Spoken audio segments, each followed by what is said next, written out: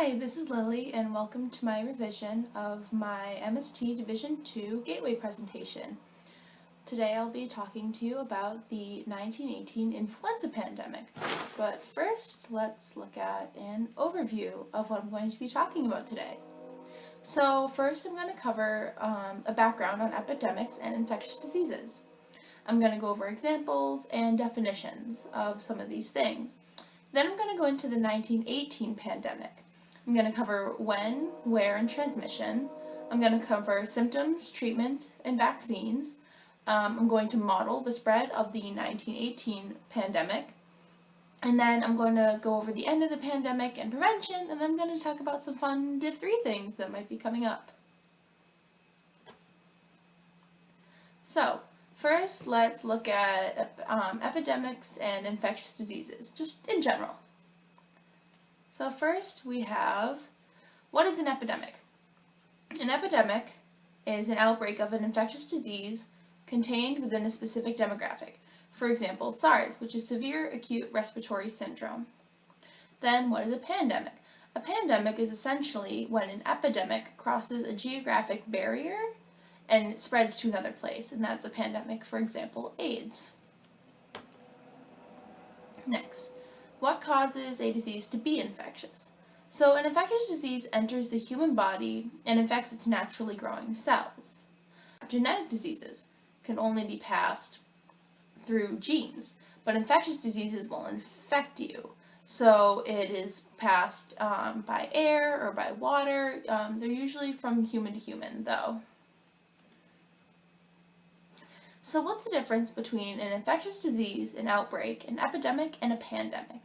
So an infectious disease is not currently present in a demographic. We know it exists, maybe it occurred in the past, but it currently isn't affecting anyone in large numbers. An outbreak is when that infectious disease becomes a bigger issue in a population. So it's an outbreak of the disease. It's kind of self-explanatory in the name. And then an epidemic is when there really are large numbers of people starting to be infected by this, like entire demographics of people are starting to be infected by this. But then a pandemic is when it crosses a geographic barrier and enters a new demographic. And by geographic barrier, I mean like overseas would be a pandemic. What is herd immunity? Herd immunity is when the majority of members in a demographic become immune to a specific disease over time. And this can be through vaccination or just because everyone has had the disease and they are now immune. So one place you might hear about herd immunity is in schools, wanting kids to be vaccinated to create herd immunity.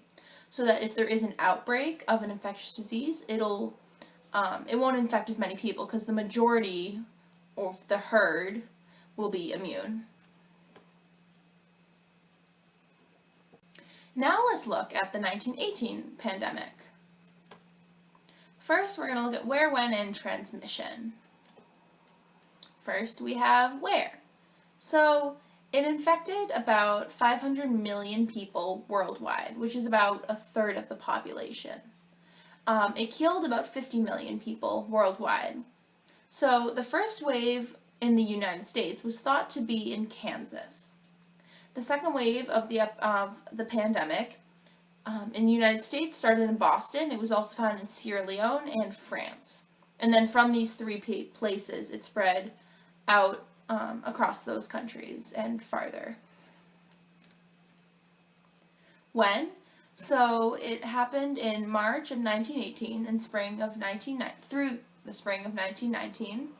So the first wave was March through June or July of 1918. Second one was August, September, and October of 1918. And the last one was March, April, May of 1919.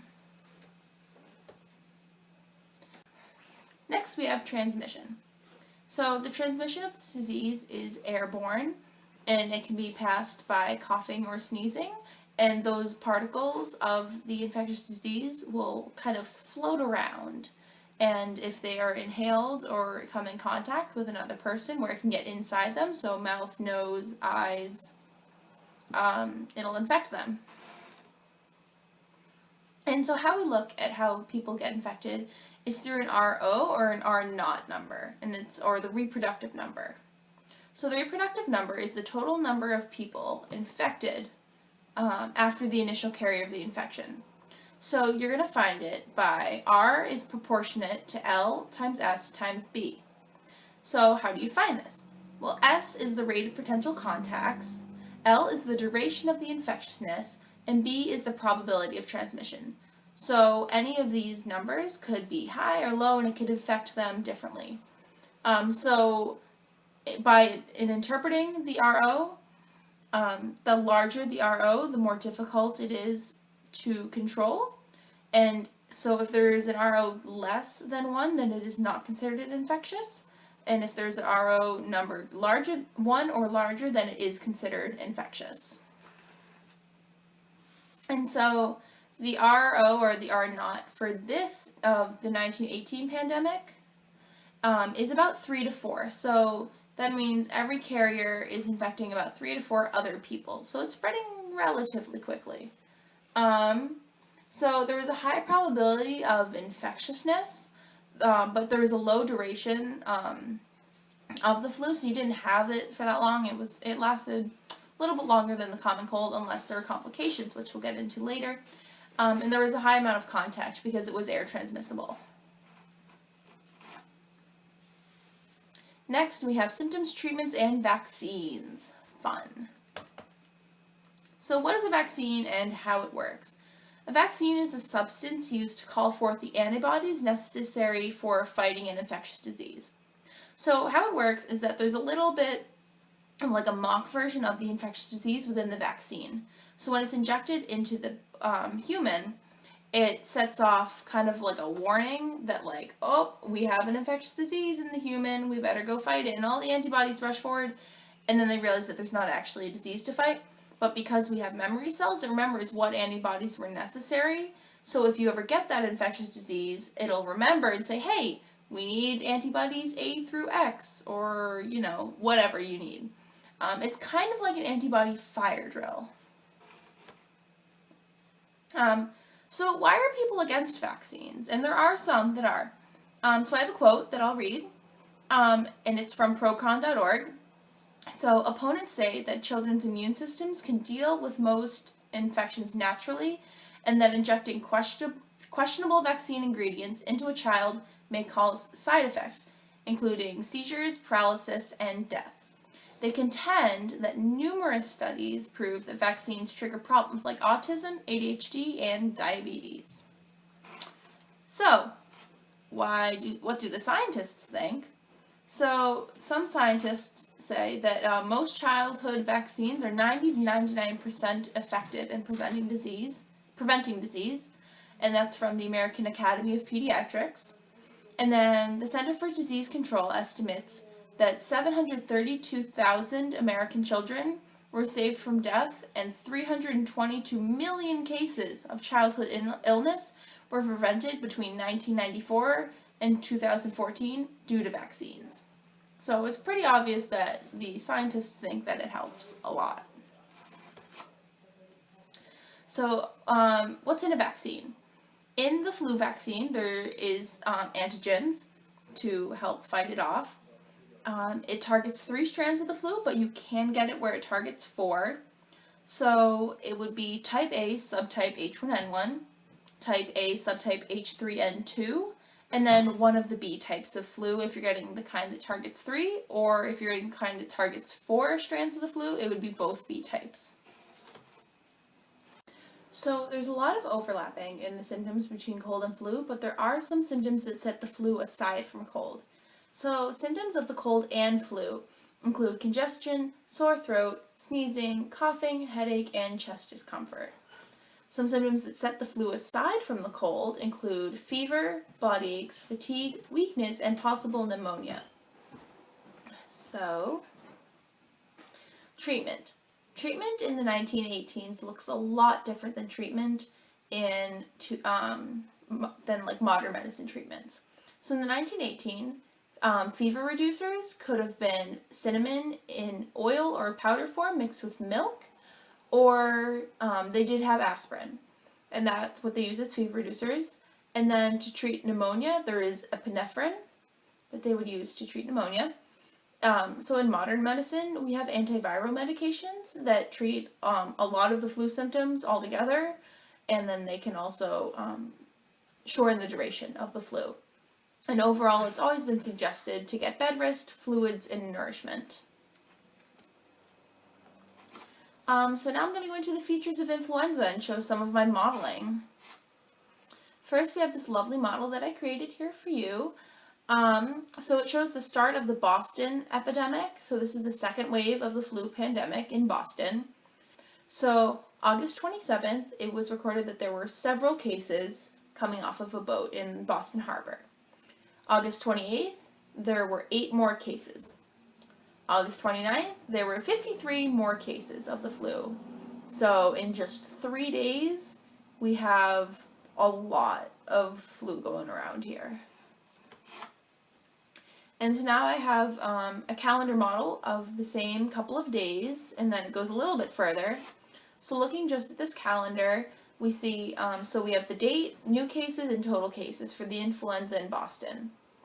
And then, so some of the new cases are estimates off of the total case numbers that I have.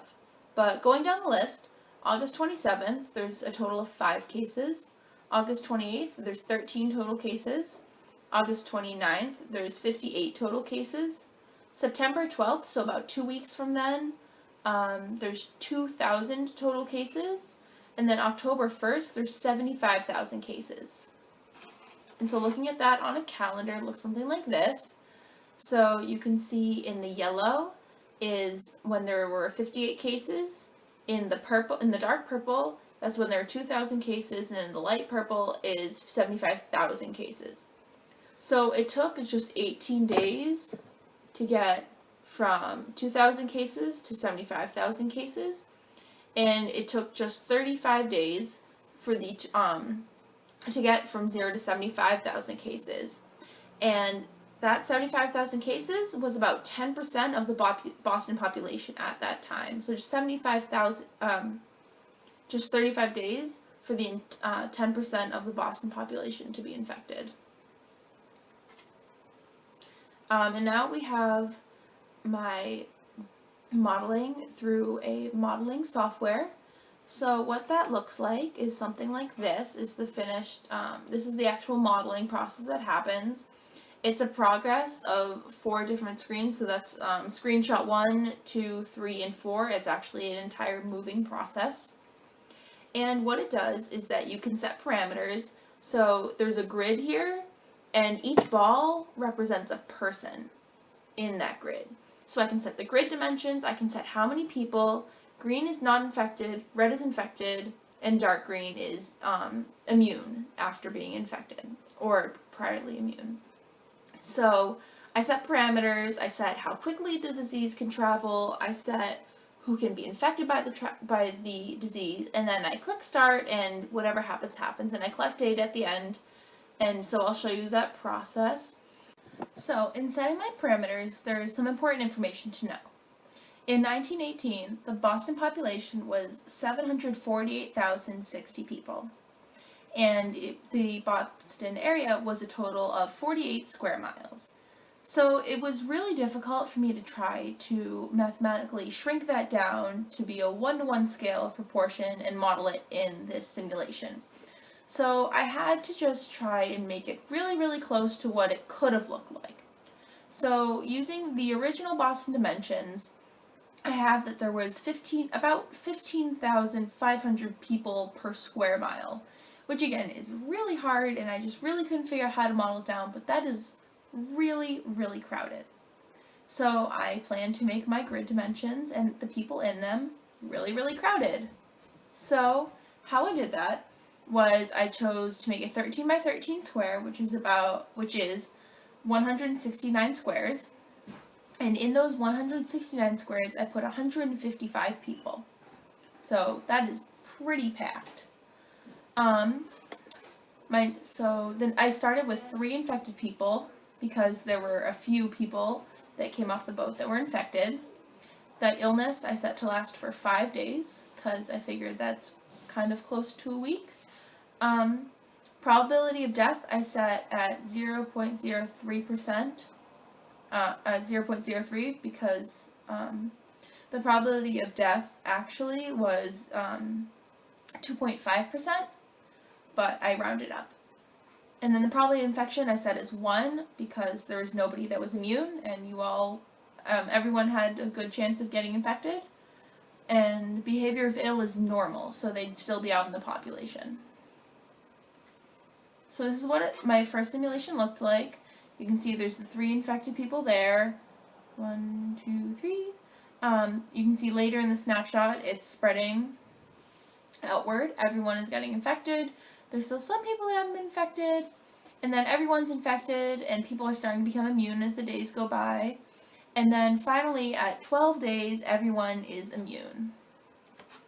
So looking at the results here, you see that on average the epidemic lasted about 13 days. There was an average death count of about 5. Nobody escaped getting ill, and the number of who got ill and recovered is about 150. So it did pretty well. I decided to change my parameters just a little bit, and the one thing I changed was that the probability of infection I set at 0.33 because in my data I learned that this pandemic affected about 1/3 of the population. So I wanted to see what would happen if I set it to infect 1/3 of the population, or if my probability was 1/3 of the population. And so this is my new data. And the one thing that you'll notice is that in the last one, the board was almost entirely red before people started becoming immune. And now it's red, but there's also immunity happening before people have even got it. So it's happening a lot quicker because, I'd assume because of that 0.33 that's being infected. And then so you see here, it's a good half and half of of immune and infected people, and then finally everyone is immune. Looking at the data, there's similar results, although there's just a slightly lower death count of only about 4 instead of 5, and the number who never got ill was very, very small. There was a 0.1% of people who never got ill, which is better than before, where there was nobody who got ill. Nobody who never got ill. And then, so the duration of the epidemic is 16.9 days. So it was a little bit longer, but there were better results. Not as many people got sick. And then, so why is it so deadly? So one thing that the modeling that I did just then didn't show is complications. And that's really why people died. So people don't die from getting the flu. People die from complications with the flu. And in this case, that was pneumonia. So researchers found that there is a group of 3 genes in the flu virus in 1918 that enabled the virus to weaken a victim's bronchial tubes and lungs and clear the way for bacterial pneumonia. So that is what killed people. And that's one thing that my modeling doesn't show.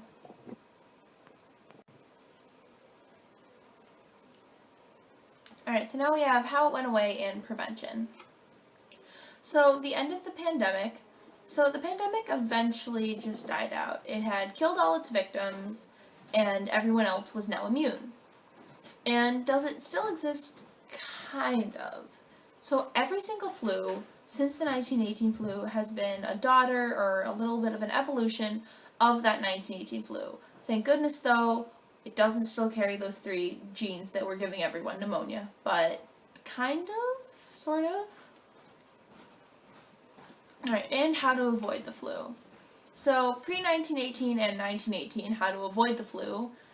So before 1918, people believed that any disease or illness in the body was due to the humors. So having too much air, having too much blood. So there was bloodletting, there were amulets, there were herbal remedies, and there was no germ theory. So people were linking religion to diseases and infections and everything that went wrong with the body. So 1918, there is a new germ theory. It's still kind of in its working stages. It's not completely thought out yet, but we have one. They thought the flu was bacterial, actually.